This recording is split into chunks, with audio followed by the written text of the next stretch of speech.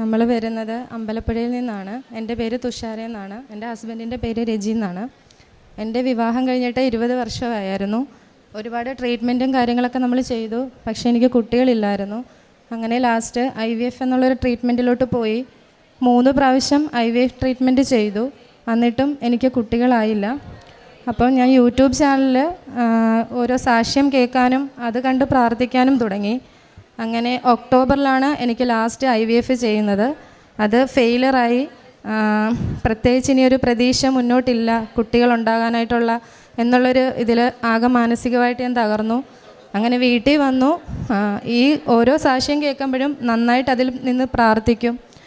അപ്പോൾ ഇതുപോലെ എന്നെപ്പോലെ ഒരു കുട്ടികളില്ലാത്തൊരു ദമ്പതികൾ അവർക്ക് മാതാവ് കാണിച്ചു കൊടുത്ത അത്ഭുതങ്ങൾ അവർ പറയുന്ന കേട്ട് ഞാൻ ചോദിച്ചു, എന്താ മാതാവേ എൻ്റെ ജീവിതത്തിൽ മാത്രം എനിക്ക് ഇങ്ങനൊരു അത്ഭുതം തരാത്തത്? ഒന്നെങ്കിൽ എൻ്റെ ജീവൻ എടുക്കണം, അല്ലെങ്കിൽ എനിക്കൊരു കുട്ടിയെ തരണം, അല്ലാതെ ഇങ്ങനെ ജീവിച്ചിട്ട് കാര്യമില്ല എന്നാണ് ഞാൻ പ്രാർത്ഥിച്ചത്. അതിൻ്റെ ഫലമായി തൊട്ടടുത്ത മാസം തന്നെ ഏറ്റവും വലിയൊരു അത്ഭുതമെന്ന് തന്നെ പറയാം, ഞാൻ കൺസീവായി. അത് അമ്മയുടെ ഏറ്റവും വലിയൊരു കരങ്ങളാണ്. അങ്ങനെ 3 മാസം ആകുമ്പോഴാണ് അറിയുന്നത് എനിക്ക് ഇരട്ടക്കുട്ടികളാണെന്നറിയുന്നത്, 2 കുട്ടികളുണ്ടെന്നറിയുന്നത്. അതിനുശേഷം പിന്നെ അങ്ങോട്ട് എൻ്റെ പ്രഗ്നൻസി എന്ന് പറയുന്നത് കോംപ്ലിക്കേറ്റഡ് ആയിരുന്നു. ഇതറിഞ്ഞ് ഇവിടെ വരുന്ന ഒരു ആൻറ്റി നമ്മുടെ വീടിനടുത്തുണ്ടായിരുന്നു. ആൻറ്റി എനിക്ക് തൈലവും ഉപ്പും തേനും തന്നു. തൈലം എന്നും കൊണ്ടുവന്ന് വയറിൽ പുരട്ടി പ്രാർത്ഥിക്കുമായിരുന്നു ആൻറ്റി. ഉപ്പും തേനും എന്നോട് പറഞ്ഞു വിശ്വാസ പ്രമാണം ചൊല്ലി നീ കഴിക്കാൻ പറഞ്ഞു. അതോടൊപ്പം തന്നെ മാതാവിൻ്റെ ഒരു കാശുരൂപവും കൊന്തയും തന്നു. ഞാൻ എന്ന് ഹോസ്പിറ്റലിൽ പോയാലും അതും കൊണ്ടാണ് ഞാൻ പോകുന്നത്. എന്ന് വെച്ചാൽ ഡോക്ടേഴ്സിനൊന്ന് നമുക്കൊരു നല്ലൊരു അഭിപ്രായം അവർക്ക് പറയാനില്ല. ഇന്ന് വരെ കുഴപ്പമില്ല, നാളെ എന്ത് വേണേലും ആകാം എന്നുള്ള രീതിയിലാണ് എന്നെ പറഞ്ഞു വിടുന്നത്. ഒറ്റ പ്ലാസൻ്റെയിലാണ് 2 കുട്ടികളും. അവർക്ക് പൊക്കിൾക്കൊടി ഒന്നേ ഉള്ളൂ. അപ്പം ബ്ലഡ് സർക്കുലേഷനും അവർക്ക് കിട്ടേണ്ട ന്യൂട്രീഷനും ഒക്കെ ഒരൊറ്റ പൊക്കിൾക്കൊടിയിൽ കൂടെ വേണം എല്ലാം അവർക്ക് കിട്ടാൻ. അപ്പോൾ ഒരിക്കലും ഡോക്ടേഴ്സിനൊരു നല്ലൊരു ഇത് പറഞ്ഞു വിടാൻ എന്നോടില്ല. ഞാനപ്പോൾ എപ്പോൾ സ്കാനിങ്ങിന് കയറിയാലും മാതാവിൻ്റെ രൂപം എൻ്റെ ഉടുപ്പിൽ കുത്തിവെക്കും, കൊന്ത കയ്യിൽ പിടിക്കും. അവിടെ കയറുമ്പോൾ തന്നെ ഞാൻ ഡോക്ടേഴ്സിനോട് പറയും എൻ്റെ കയ്യിൽ ഇന്ന സാധനമുണ്ട്, ഞാൻ ഇതും കൊണ്ടാണ് കയറുന്നത്. അറിയാവുന്ന രീതിയിൽ അവിടെ ഇന്ന് മാതാവിനെ വിളിച്ച് പ്രാർത്ഥിക്കും. അതിൻ്റെ ഫലമായി 33 ആഴ്ചയും 3 ദിവസവും ഉള്ളപ്പോൾ എൻ്റെ മക്കളെ സിസേറിയൻ ചെയ്തെടുത്തു. അവർ NICUവിലായിരുന്നു. അപ്പോഴും ഞാൻ നന്നായിട്ട് പ്രാർത്ഥിച്ചു. എന്താ വെച്ചാൽ 2 പേർക്കും വെയിറ്റ് കുറവ്, എൻ്റെ മക്കളെ നല്ല രീതിയിൽ തരണേ മാതാവേന്ന്. ഇന്നും ആ അനുഗ്രഹം മുന്നോട്ട് പോകുന്നു. അതോടൊപ്പം തന്നെ എനിക്ക് 5 മാസം ഉള്ളപ്പോഴാണ് എൻ്റെ ഭർത്താവിൻ്റെ കൈക്ക് ഒരു ഇഞ്ചറി പറ്റി, വെയിൻ കട്ടായി, പെൻഡൻ കട്ടായി. 20 വർഷം കാത്തിരുന്ന് കിട്ടിയ മക്കളാണ്. ആ കൈ കൊണ്ട് എടുക്കാൻ പറ്റുമോ എന്നാണ് എന്നോട് ചോദിച്ചത്. മാതാവിൻ്റെ അനുഗ്രഹത്താൽ ഇന്ന് എടുക്കാൻ പറ്റുന്നുണ്ട്. ഇനി ജോലിക്ക് പോകാനും കൂടെ പറ്റണം. ഇന്ന് ഞാൻ വന്ന് ഉടമ്പടി എടുത്തിട്ടുണ്ട്. അതിൽ എൻ്റെ മാതാവ് എന്നെ അനുഗ്രഹിക്കുമെന്ന് ഞാൻ കരുതുന്നു. എനിക്ക് ഇങ്ങനെ ഒരു അനുഗ്രഹം തന്നതിന് മാതാവിനും തിരുക്കുമാരനും 1000 നന്ദി അറിയിക്കുന്നു. പരിശുദ്ധ അമ്മയുടെ മധ്യസ്ഥതയിൽ ഒരു 20 വർഷമായിട്ട് കുഞ്ഞുങ്ങൾ ഇല്ലായിരുന്നു.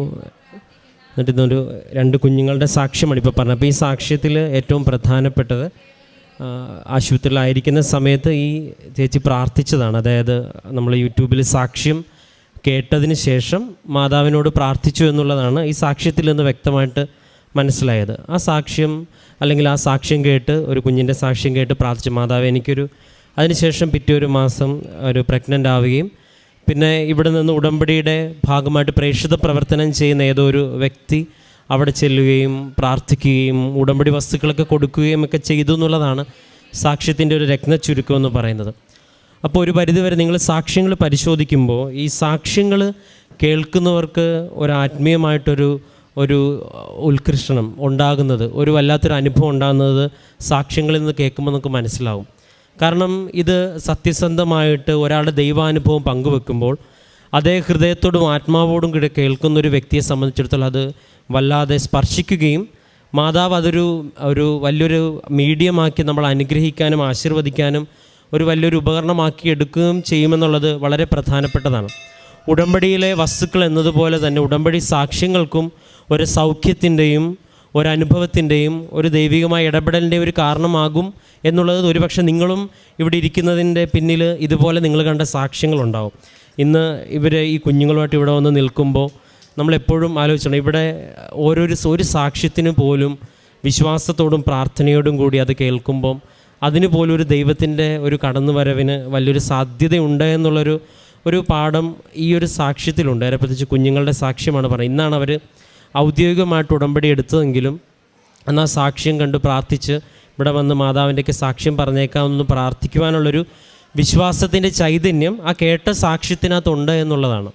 അതുകൊണ്ട് തന്നെയാണ് ഇവിടെ നിങ്ങൾക്ക് ലഭിച്ചിരിക്കുന്ന ഏറ്റവും പ്രധാനപ്പെട്ട അനുഭവങ്ങൾ, ദൈവാനുഭവങ്ങളുടെ പങ്കുവെക്കുക, അത് മറ്റുള്ളവർ കേൾക്കുകയും ചെയ്യുമ്പോൾ അവരുടെ ജീവിതത്തിലൊരു ദൈവത്തിൻ്റെ അനുഭവം കടന്നു വരാനായിട്ടൊരു കാരണമാകുമെന്നുള്ളതിന് ഒരു സംശയവുമില്ലാത്ത കാര്യമാണ്. ഏറെ പ്രത്യേകിച്ച് പരിശുദ്ധ അമ്മ ഇപ്പോൾ ഇവിടെ പറയുന്ന ചുരുങ്ങിയ വാക്കുകളിൽ പറഞ്ഞു, IVF എല്ലാം ചെയ്തിട്ടും അല്ലെങ്കിൽ ഒന്നും അസാധ്യമായിരുന്നൊരു കാര്യം ദൈവത്തിന് വിളിച്ച് പ്രാർത്ഥിച്ചപ്പോൾ പരിശുദ്ധ അമ്മ വഴി സാധ്യമായി എന്നുള്ളതാണ്. അത് ഉടമ്പടിയുടെ ഏറ്റവും പ്രധാനപ്പെട്ട ഘടകമാണ്. ഇനിയും ഉടമ്പടി ഇന്നോട്ട് ആരംഭിക്കുന്ന ഉടമ്പടി ജീവിതം ഇനിയും ഒരുപാട് ദൈവാനുഭവങ്ങളുമായിട്ട് ഈ ആൾത്താരിൽ വരുവാനായിട്ട് ഈ കുടുംബത്തിന് സഹായിക്കട്ടെ, കുടുംബത്തിന് സാധിക്കട്ടെ എന്ന് പ്രാർത്ഥിക്കുന്നു. നമുക്ക് കരങ്ങളടിച്ച് ഈ കുഞ്ഞുങ്ങളെ പ്രതി സർവശക്തനായ ദൈവത്തിന് നന്ദി പറയാം. അത്യപൂർവ ദൈവാനുഭവങ്ങൾ ഇനി നിങ്ങൾക്കും സ്വന്തം. ഈ യൂട്യൂബ് ചാനൽ ഇതുവരെ സബ്സ്ക്രൈബ് ചെയ്തിട്ടില്ലെങ്കിൽ ഇപ്പോൾ തന്നെ സബ്സ്ക്രൈബ് ചെയ്യുക. ഈ വീഡിയോ ഇപ്പോൾ തന്നെ നിങ്ങളുടെ സുഹൃത്തുക്കൾക്ക് ഷെയർ ചെയ്തുകൊണ്ട് കർത്താവിൻ്റെ പ്രേക്ഷിതരാകുക.